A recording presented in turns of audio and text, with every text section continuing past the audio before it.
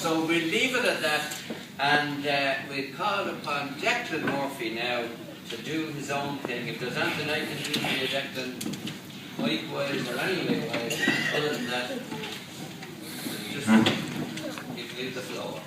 I'm delighted and blessed to have you.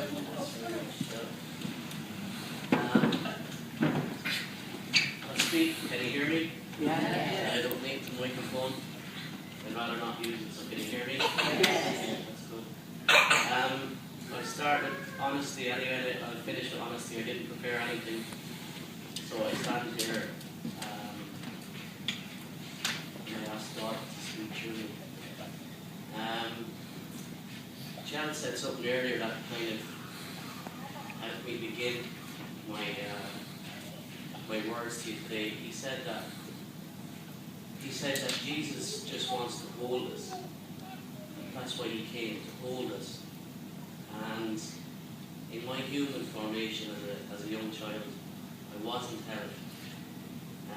My mother suffered greatly with depression, and that's 25 years ago now. So at that time, depression in Ireland was very unspoken. And I was just a child, so I didn't understand what was going on. All I could do was see and then feel. And what I saw and felt were very traumatic for a little child. So I didn't experience my mother's love. And it was very painful. But I walked through it, and I got through it, not by me, but by God. But at that time I didn't know God.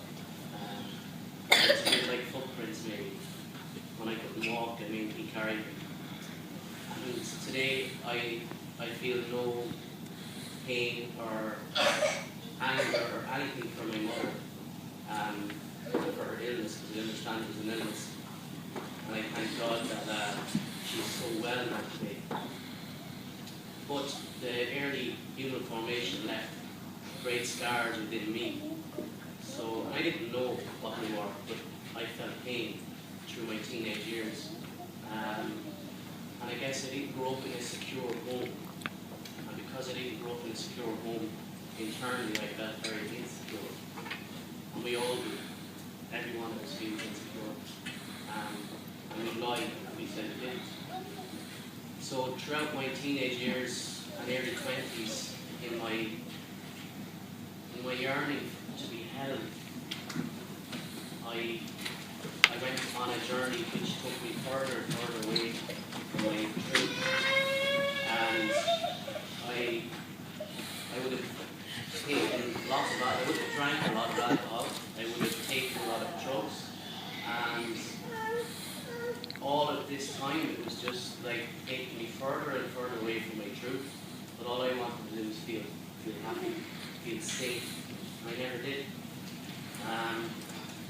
And then I suppose the defining moment then was like I was in a relationship with somebody, and as much as alcohol and drugs stole and robbed me of my soul, maybe a relationship that I was in completely destroyed my soul, you know. But today, I thank God for that greatest gift of suffering that I experienced through alcohol, drugs, and relationships, because it brought me to a place where I had absolutely nothing left in here. I was void of everything. I had nothing. And like I say, like I never had anything financially. I have today a car and a caravan, and I teach children. That's what I had. But I lost my soul, and I recognized the loss.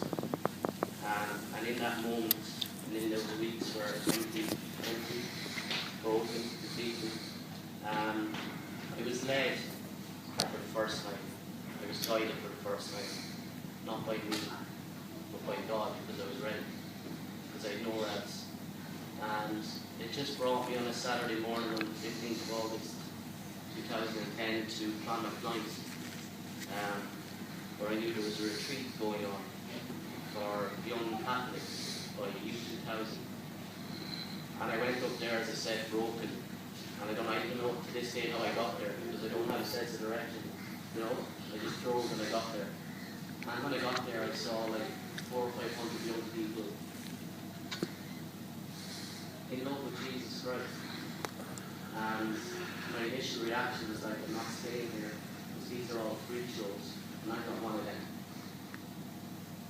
That was my initial reaction. It's like, I'm not supposed to be here.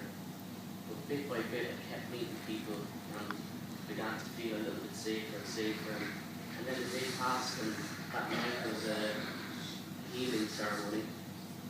And the Blessed Sacrament was exposed at like midnight, and I didn't know what the Blessed Sacrament was. And forgive me, I'm a religion teacher, but I didn't know what it was. So I sat before the Blessed Sacrament, and then everybody had left, and I was still sitting there on my knees before the Blessed Sacrament, not knowing it was Jesus Christ in the most intimate form. And I began to wail and mourn and cry from my whole core being. And I didn't really know what was happening, but I knew something was happening. I was beginning to awake again. So a couple of hours passed with me alone, and I got into my car, and it was maybe 2-3 a.m. and I drove from Thomas Point, which is a place I'd really encourage anybody to go there. I know Pope John Paul, when he arrived, he said it was one of the most sacred sites he's ever stood on. But anyway, I drove home that night, and halfway home, I pulled in because I was overwhelmed by waves and waves and waves of emotion. And the most beautiful moment of my life as I stand here was I cried out to Jesus Christ, and I said, because I knew it was Jesus then, I said, you know, Jesus, please don't ever leave me again.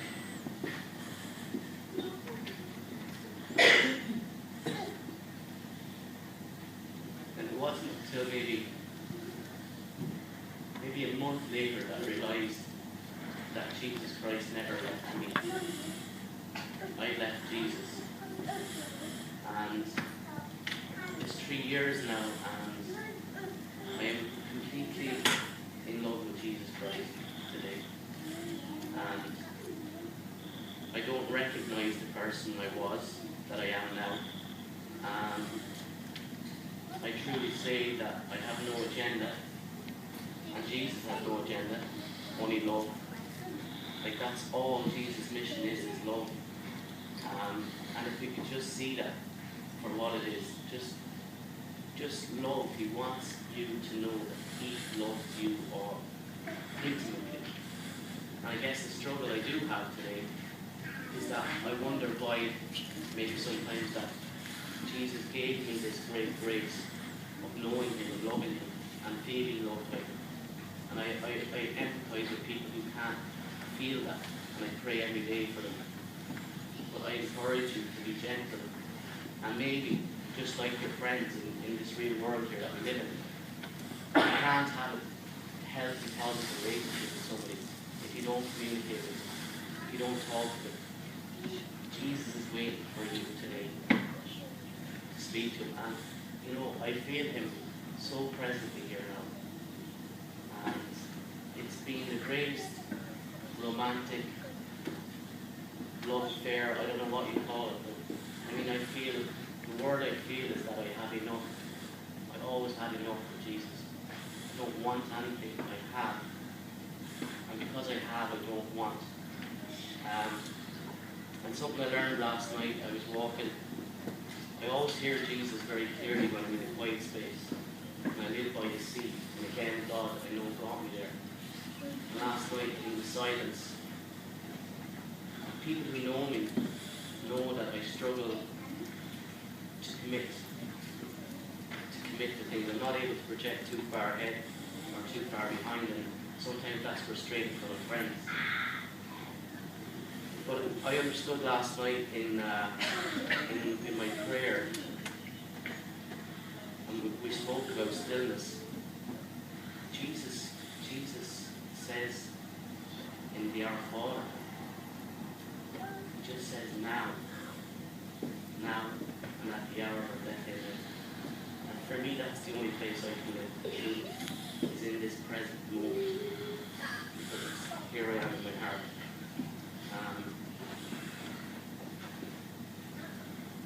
My biggest prayer is that you understand that Jesus is larger than any church that we see. I love the Catholic Church because I experience the Eucharist, I experience the body and blood, I experience, I cry at communion because I know that Jesus Christ died for us. And it's sometimes very difficult because I'm just a little boy from me, and I still feel like that little boy from me, who did all those things, and now I'm in this sacred space with Jesus. But sometimes it's lonely because I'm not here. Because I wear Jesus Christ, and I'm very proud, and I will serve him until I die. And I look forward to going home to be with him. But I know that I have to serve his truth here on this earth before I leave.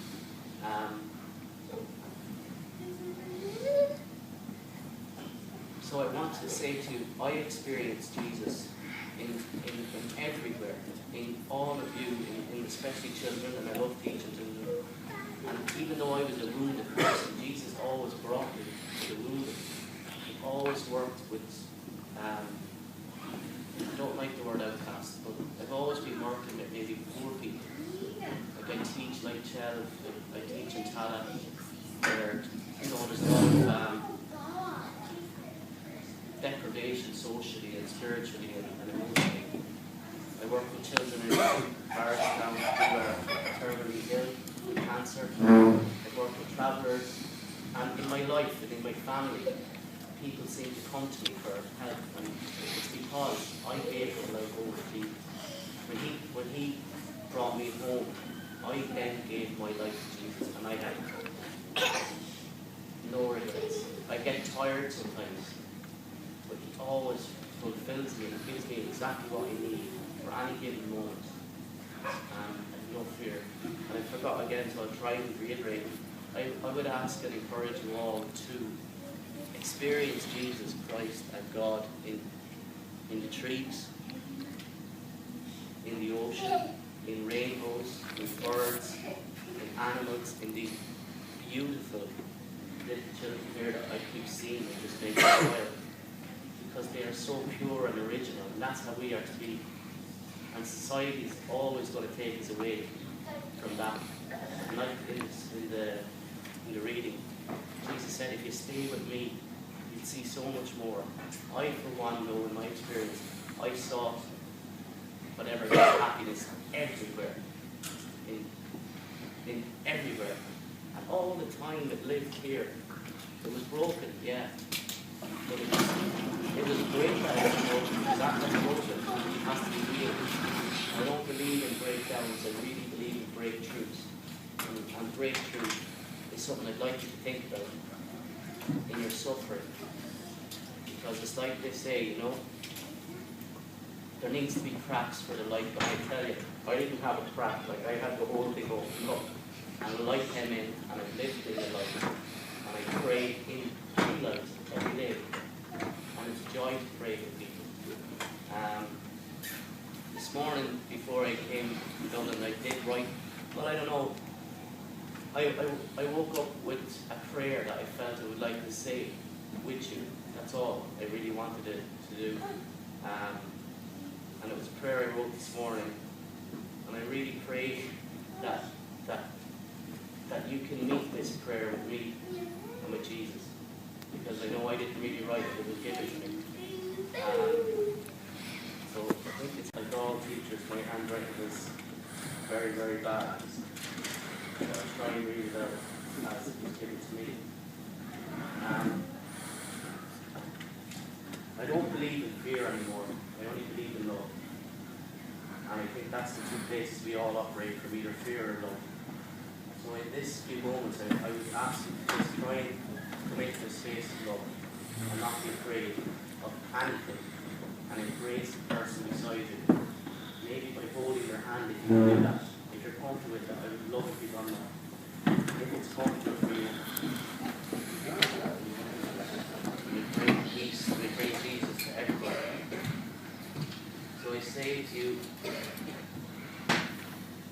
our Father, and in the name of the body and the blood of Jesus Christ, and in the name of our Holy Mother Mary, and in the name of the Holy Spirit, I pray that all here present will be protected and given now the courage to open and let go of their wounded hearts to God.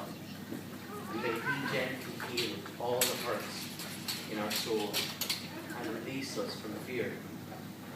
May He give us back our sacred hearts with the love, freedom, truth, happiness, and redemption that our God has designed us to be. This is why our holy Jesus died, so that we may be truly free. And may today, in this moment, all realize that our best friend